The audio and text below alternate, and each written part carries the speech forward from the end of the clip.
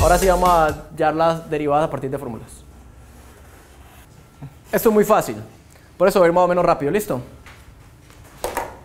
Entonces empecemos de lo más sencillo a más complicado, por la familia de funciones que hemos visitado. Entonces primero, supongamos que f de x es una función constante. ¿Cuánto es su derivada? 0. Una función constante no cambia, la tasa de cambio es 0. Desde el punto de vista geométrico, la gráfica de una función constante es una línea horizontal que en todas partes tiene pendiente igual a 0, por tanto su derivada es 0. 2. Supongamos que usted tiene una función lineal.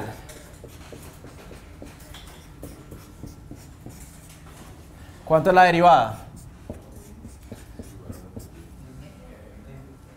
M. De hecho, esa es la propiedad que define las funciones lineales. Las funciones lineales son las únicas funciones que tienen derivada constante. Y la constante, pues, es precisamente la pendiente de la función lineal. ¿Sí? Tres. Supongamos que usted tiene una función racional, una función potencia. F de x igual a x a la a. ¿Sí? ¿Cuánto será f' de x? La fórmula es muy bonita. Baja el exponente. X y el exponente se resta por 1. Esto es cierto, de hecho, para todos los reales. A puede ser cualquier número. Vamos a ver eso porque es cierto.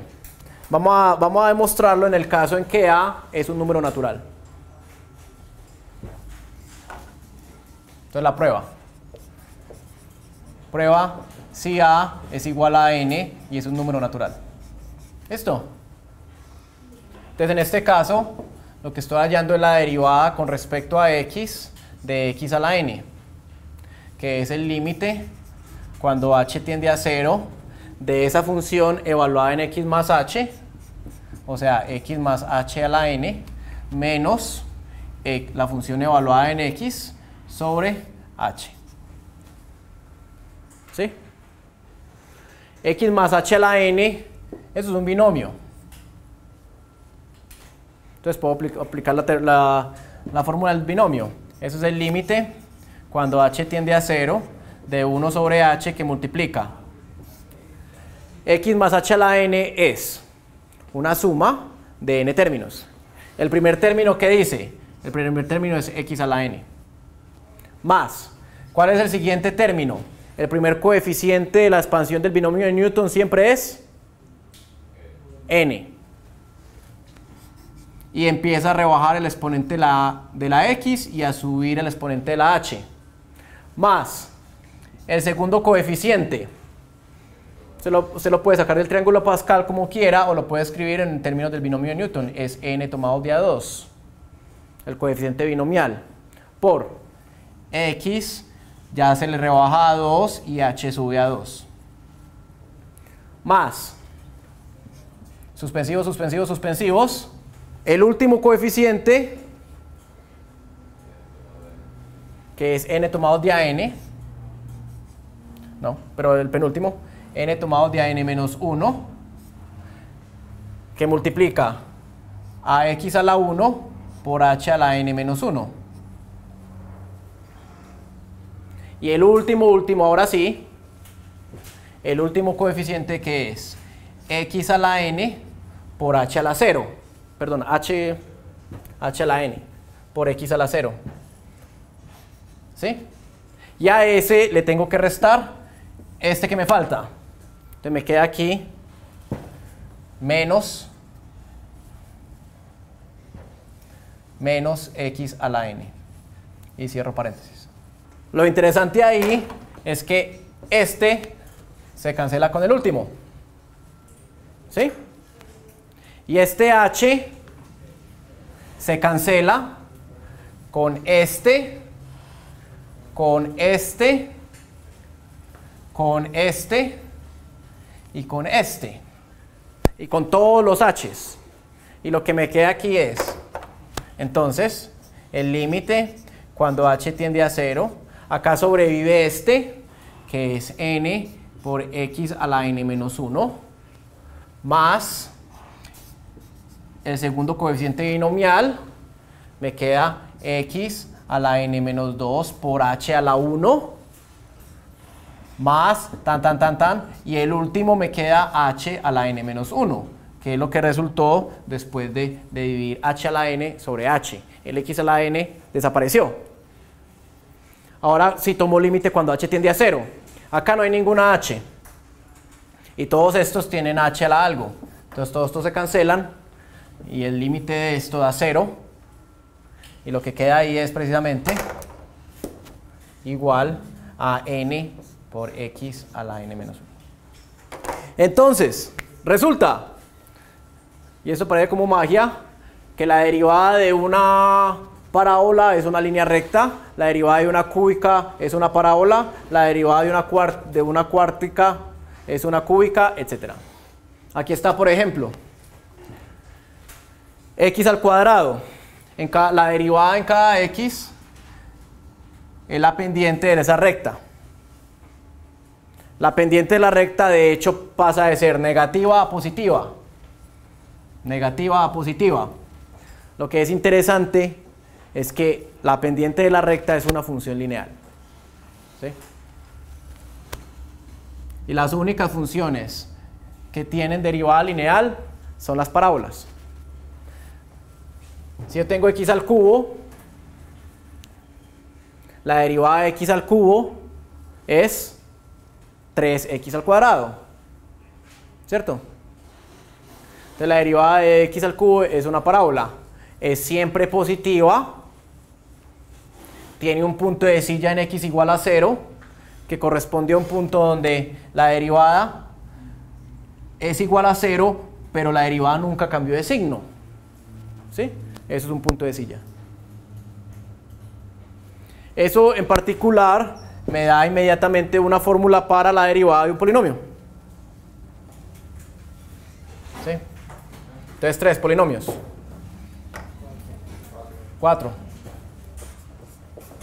Si p de x es a sub n por x a la n más a sub n menos 1 por x a la n menos 1 más puntos a 1 por x más a sub 0.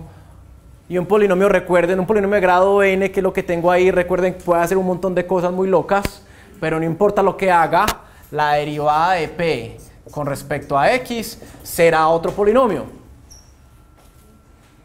Y de grado exactamente n menos 1. Entonces va a ser a sub n, me baja el exponente y el exponente se me reduce en 1, más el siguiente coeficiente me baja el exponente y ese exponente se me reduce en 1, más puntos, más la derivada de a sub 1x, que es una parte lineal, entonces me queda a sub 1 y a sub 0 no importa. Entonces miren, eso tiene una implicación muy importante. ¿Por qué? Supongamos un polinomio de grado 6, por ejemplo. Un polinomio de grado 6 puede hacer muchas cosas. Pero por el teorema fundamental del álgebra, puede tener máximo 6 raíces reales. De hecho, puede tener 0 raíces reales, 2 raíces reales, 4 raíces reales o 6 raíces reales. ¿Sí o qué? Pero hay una cosa, hay una implicación muy importante. Entonces, un polinomio, que es la siguiente. Un polinomio de grado 6 puede hacer algo como esto. Viene desde más infinito, cruza 1, 2, 3, 4. Eso puede ser un polinomio de grado 6. O polinomio de grado 4. ¿Sí? Supongamos que esto es un polinomio de grado 4. P de x y n es igual a 4. Es un polinomio de grado 4 que tiene sus raíces en todas. 1, 2, 3, 4. ¿Listo? La derivada de p es un polinomio de grado 3. Dice esto, ¿cierto?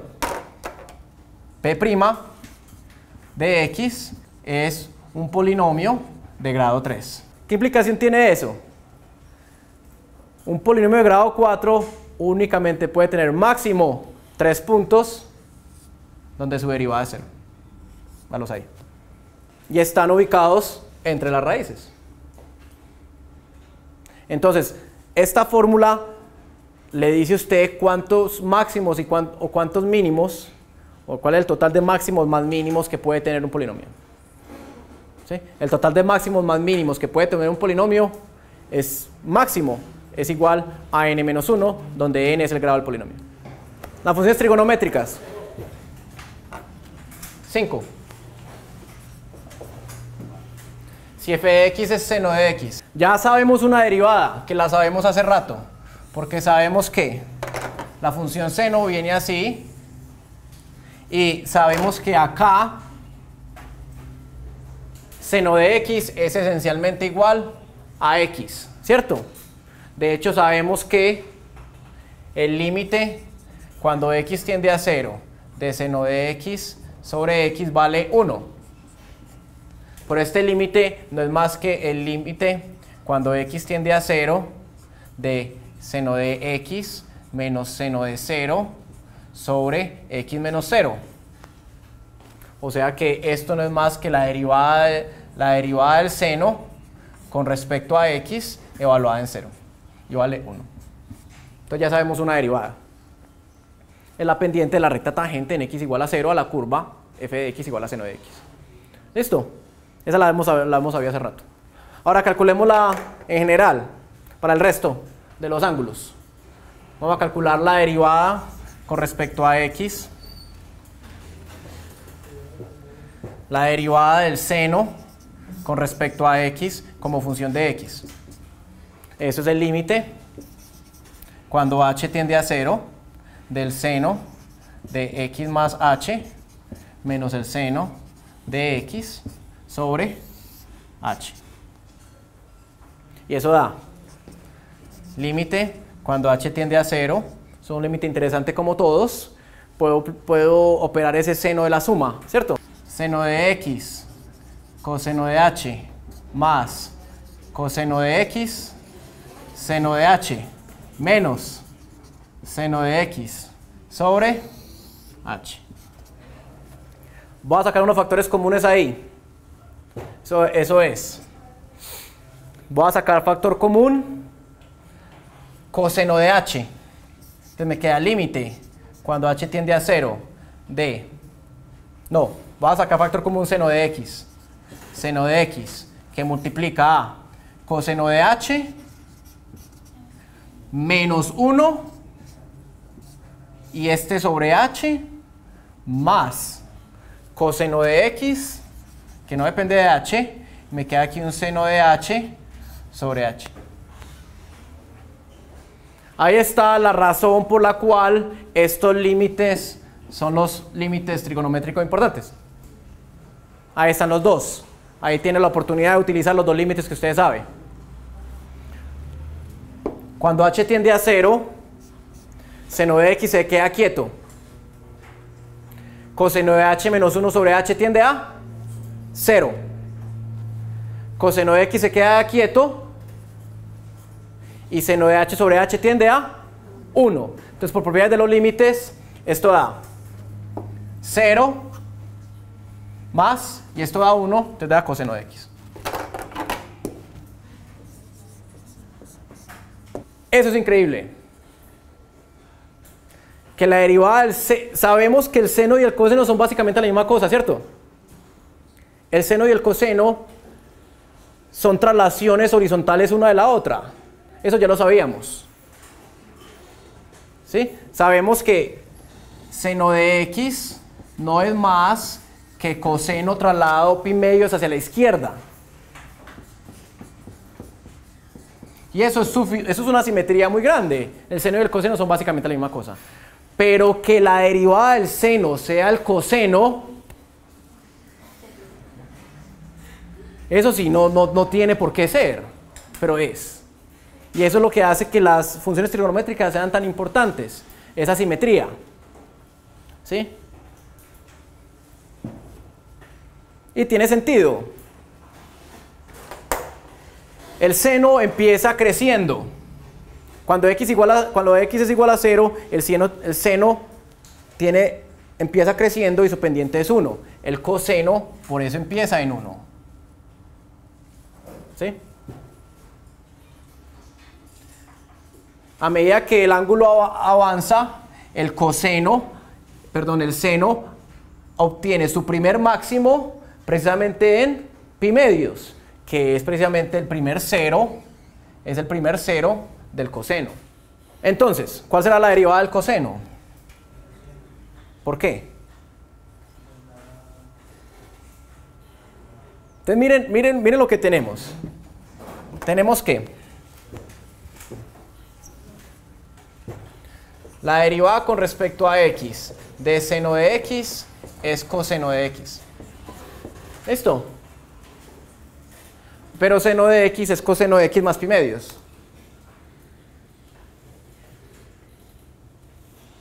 No. Eso no es cierto. Lo que es cierto es lo otro. Entonces, sabemos que la derivada con respecto a x de seno de x es el coseno de x. Listo. Lo que quiero calcular ahora es cuál será la derivada del coseno de x.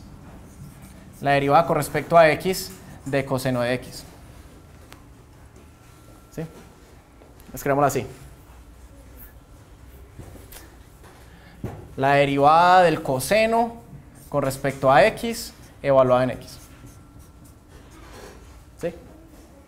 Ahora, el coseno se obtiene a través del seno moviéndolo hacia la izquierda, ¿cierto? Coseno de x no es más que seno de x más pi medios. Entonces, esta pregunta es muy sencilla. La derivada del coseno con respecto a x me da la pendiente de la recta tangente a la gráfica del coseno en x. Por la gráfica del coseno es simplemente la del seno trasladado. Entonces esta cosa simplemente debe ser la derivada del seno evaluada en x más pi medios.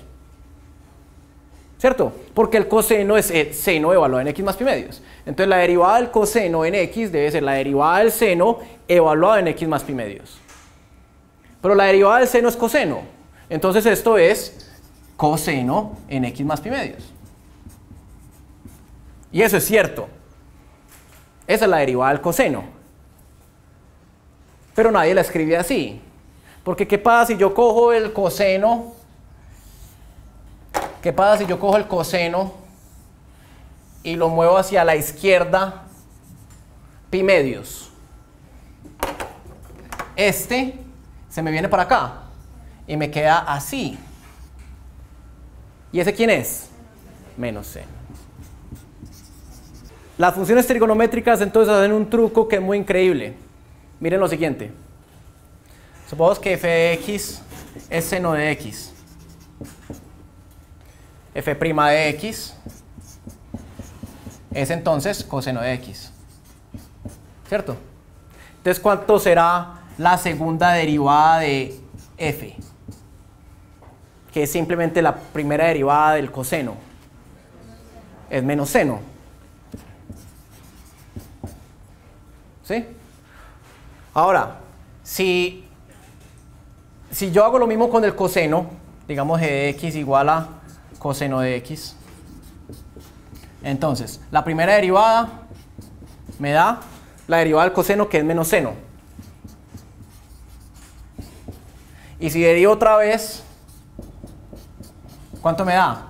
La derivada de menos seno, o sea, me da menos coseno. ¿Cierto? Entonces miren que ambas funciones satisfacen esta ecuación o tienen esta gracia. Seno y coseno satisfacen lo siguiente: que si yo cojo la función y la derivo dos veces, me da menos la función misma. Y esas son las únicas dos funciones que hacen eso. ¿Sí? Yo cojo la función y la derivo dos veces, me da lo mismo, me da menos la función original. Esta ecuación es súper importante. Esta propiedad se llama la ecuación de onda.